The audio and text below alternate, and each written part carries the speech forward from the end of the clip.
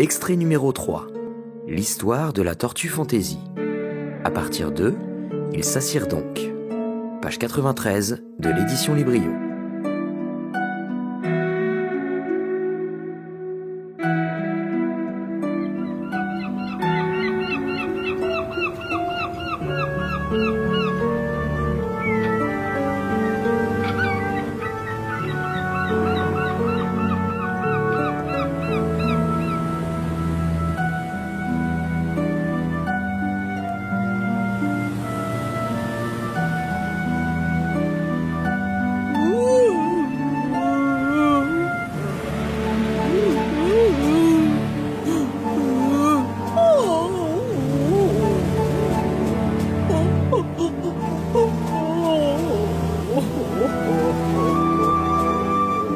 Ils s'assirent donc, et durant quelques minutes, nul ne prit la parole.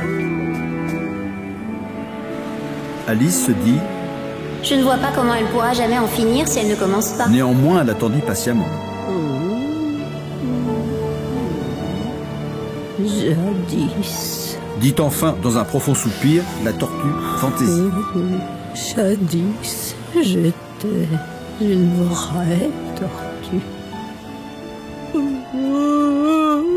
Ces paroles furent suivies d'un très long silence, rompu seulement de temps à autre par un poussé par le griffon et par les longs sanglots incessants de la tortue fantaisie.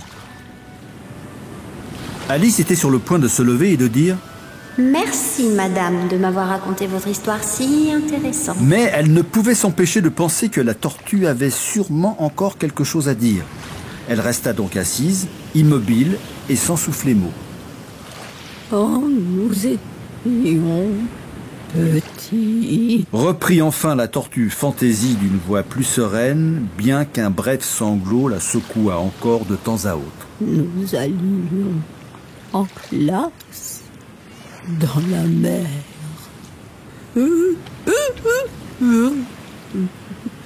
La maîtresse était une vieille tortue que nous appelions la tortoise.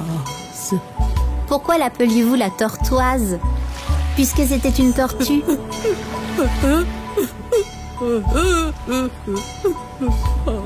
Nous l'appelions la tortoise parce que tous les mois, elle nous faisait passer sous la toise.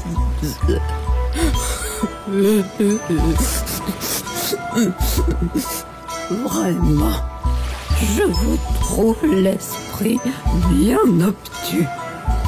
Vous devriez avoir honte de poser une question aussi naïve, ajouta le griffon. Après quoi tous deux restèrent silencieux à regarder la pauvre Alice qui eût voulu rentrer sous terre. Enfin le griffon dit à la tortue fantaisie: reprenez un peu les rails, ma vieille. Ne vous apesantissez pas là-dessus jusqu'à demain. Et elle poursuivit en ces termes. Oui, nous allions en classe dans la mer. Mais vous n'êtes pas obligé de me croire. Je n'ai jamais dit que je ne vous croyais pas. Si fait. Vous l'avez dit. Taisez-vous, ajouta le griffon sans laisser à Alice le temps de rouvrir la bouche. La tortue fantaisie reprit. Nous reçûmes une excellente éducation. En fait, nous allions à nos cours tous les jours. Moi aussi, je fréquentais régulièrement un externat. Il n'y a pas là de quoi tant s'enorgueillir. Y avait-il à votre école des options? Demanda d'une voix qui trahissait une légère inquiétude la tortue fantaisie. Oui, nous y apprenions le français et la musique. Et le blanchissage? Certainement pas. Ah, dans ce cas, votre école n'était pas vraiment une bonne école. Constata, d'un ton pleinement rassuré, la tortue fantaisie. Au bas des factures de la nôtre, on pouvait lire français, musique et blanchissage. Option. Mais vous ne deviez guère en avoir besoin puisque vous viviez au fond de la mer. Oh, je n'avais pas les moyens de me payer cette option-là. Je me contentais des cours ordinaires. Que vous y enseignait-on? Pour commencer, bien entendu, la lésure et les fritures, puis les différentes parties de l'arithmétique, l'ambition, la distraction, la mortification et la dérision. Je n'avais jamais entendu parler de la mortification. Se hasarda à dire Alice. Qu'est-ce que c'est? Le griffon leva les deux pattes pour manifester sa surprise. Quoi? Jamais entendu parler de mortifier? Vous savez ce que c'est que vivifier, je suppose? Oui.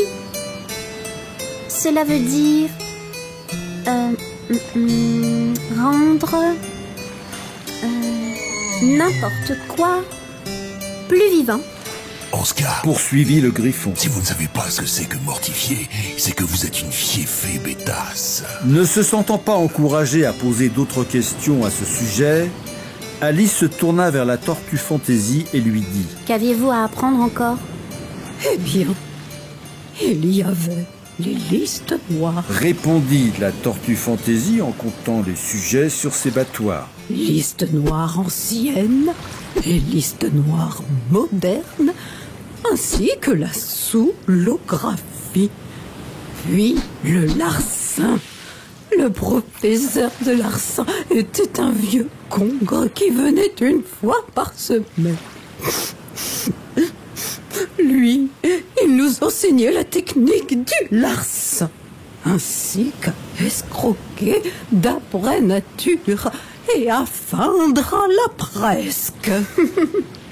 Qu'est-ce que c'est que feindre à la presque? Ma foi, je ne saurais vous en faire moi-même la démonstration, car je ne simule pas assez bien pour cela.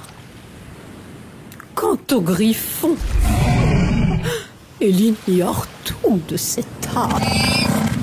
Je n'ai pas eu le temps de m'y initier. J'ai étudié les classiques sous la férule d'un maître qui n'était autre qu'un vieux cancre. Je n'ai jamais suivi ses cours. Il enseignait, disait-on, le patin et le break. C'est bien vrai, c'est bien vrai. Confirma le griffon en poussant à son tour un soupir. Et les deux créatures se cachèrent la tête entre les pattes. Et combien d'heures de cours aviez-vous par jour? Sans qui Alice, qui avait hâte de changer de sujet de conversation.